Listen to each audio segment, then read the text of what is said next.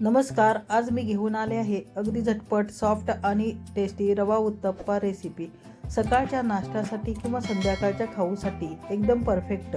आणि या उत्तप्पासोबत मी बनवलेली स्पेशल लाल चटणी तर जबरदस्त लागते.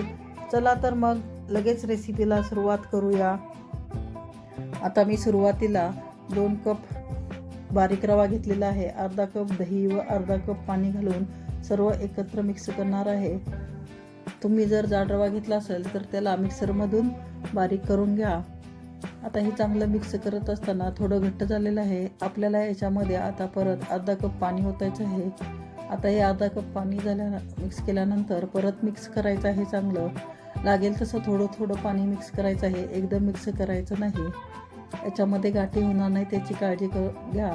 सर्व एकत्र मिक्स झालं पाहिजे. दही, पाणी व रवा चांगले एकत्र मिक्स झालं तर उत्तप्पा एकदम छान होतो. आता परत मी ह्याच्यामध्ये अर्धा कप पाणी घेतलेलं आहे. आता ह्याची कन्सिस्टन्सी पहा, अगदी व्यवस्थित झालेली आहे. आता आपण हे चांगलं मिक्स करून झाल्यानंतर ह्याला झाकून अर्धा तास ठेवणार आहोत. तोपर्यंत आपण इकडं चटणी करणार आहोत. चटणीसाठी मी ओलं खोबरं, डाळे, जिरे, लसूण, मीठ, लाल मिरची व चिंच घेतलेली आहे. आता आपण हे मिक्सरमध्ये बारीक करून घेणार आहोत. मिक्सरमध्ये बारीक करताना खोबरे, डाळे, जिरे सर्व एकत्र घालून आपण त्याच्यामध्ये थोडं पाणी घालून चटणी बनवणार आहोत. नेहमीच्या खोबऱ्याच्या चटणीपेक्षा ही चटणी थोडी वेगळी आहे. थोडी आंबटही लागते, त्यामुळे टेस्ट छान लागते. आता पाणी घालून, पाणीला जरुरीनुसार तुम्हाला जशी चटणी घट्ट पातळ पाहिजे आहे त्यानुसार घालून ही चटणी बनवून घ्या. ही चटणी अतिशय चविष्ट लागते. आता आपण चटणीसाठी व उत्तप्पासाठी फोडणी करणार आहोत. त्यासाठी मी पॅनमध्ये तेल ओतून त्याच्यामध्ये मोहरी घातलेली आहे. मोहरी तळली की आपण कढीपत्ता व हिंगाची फोडणी करणार आहोत. आता ही फोडणी तयार झालेली आहे. आपण चटणीमध्ये ही फोडणी घालणार आहोत. आपली चटणी तयार झालेली आहे. आपलं पीठही अर्धा तास झालं आंबलेलं आहे. आता हे सगळं एकत्र मिक्स करून घ्यायचं. तुम्हाला थोडं जर मिश्रण घट्ट वाटत असेल तर तुम्ही आताही पाणी ह्याच्यामध्ये घालू शकता. आपणही आता ह्याच्यामध्ये थोडं अर्धा कप पाणी घालणार आहोत. एकूण पाणी आपल्याला 2 कप लागलेलं आहे. 2 वाट्या रव्यासाठी आपण 2 कप पाणी वापरलेलं आहे. तुम्हाला कमी किंवा जास्तही लागू शकतं. ही बरोबर कन्सिस्टन्सी झालेली आहे पिठाची. आता आपण ह्याच्यामध्ये मीठ घालून मिक्स करणार आहोत. मीठ चांगलं मिक्स झाल्यानंतर आता आपण जी फोडणी केलेली होती तीही घालणार आहोत. फोडणीमुळे उत्तप्पाची टेस्ट एकदम छान लागते. आता आपण चांगली फोडणी मिक्स करून घेत आहोत. आता चांगलं मिक्स झाल्यानंतर आपण आता ह्या भाज्या वापरणार आहोत. त्याच्यामध्ये आपण कोथिंबीर, हिरवी मिरची कापलेली, कांदा, टोमॅटो, गाजर व ही इडली पुडी मिळते ती मी घरी बनवलेली आहे तीही घालणार आहोत.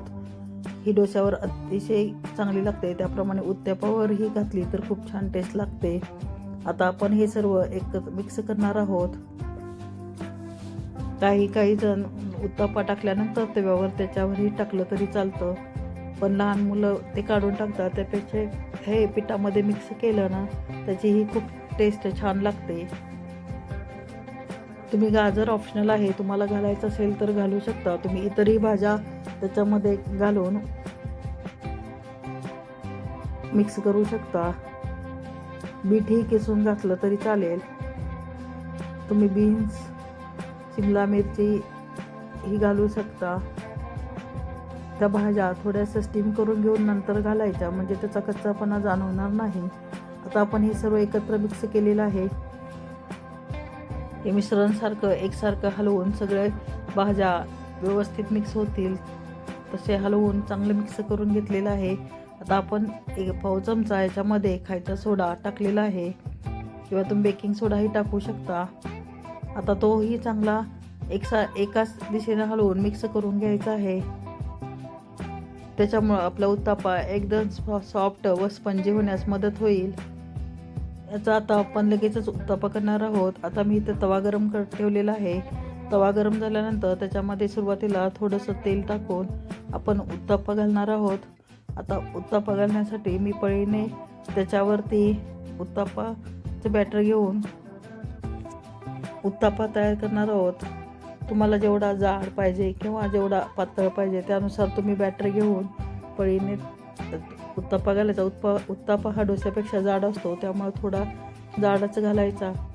आता आपण ह्याच्यावरती झाकण लावणार आहोत, त्यामुळं उत्तप्पा दोन्ही बाजूने चांगला शिजतो व भाज्याही चांगल्या नरम होतात. उत्तप्पा घातल्यानंतर गॅस थोडा सुरुवातीला मोठा ठेवायचा व नंतर थोडा मंद ठेवायचा, कारण दोन्ही बाजूनं आपल्याला उत्तप्पा भाजायचा आहे, नाहीतर खालून करपण्याची शक्यता असते. आता आपण झाकण काढून त्याच्यावरती थोडंसं तूप सोडणार आहोत. तुपामुळं किंवा तुम्ही बटरही घालू शकता, त्याची एकदम टेस्ट छान लागते. तुम्ही डोसा हे करत असाल तेव्हा त्याला तूप लावा. नेहमीच्या डोस्यापेक्षा त्याची टेस्ट दुप्पट होते. आता हा उत्तप्पा आपण दोन्ही बाजूनी चांगला परतणार आहोत. आता आपण ही बाजू पलटून घेऊन दुसऱ्या बाजूने चांगला भाजून घेणार आहोत.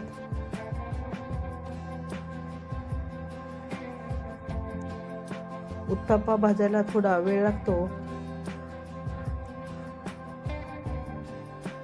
आता याच्यावर आपण जी इडली पुडी घेतली होती ती घालणार आहोत. याच्यामुळे याची टेस्ट अजूनही वाढते.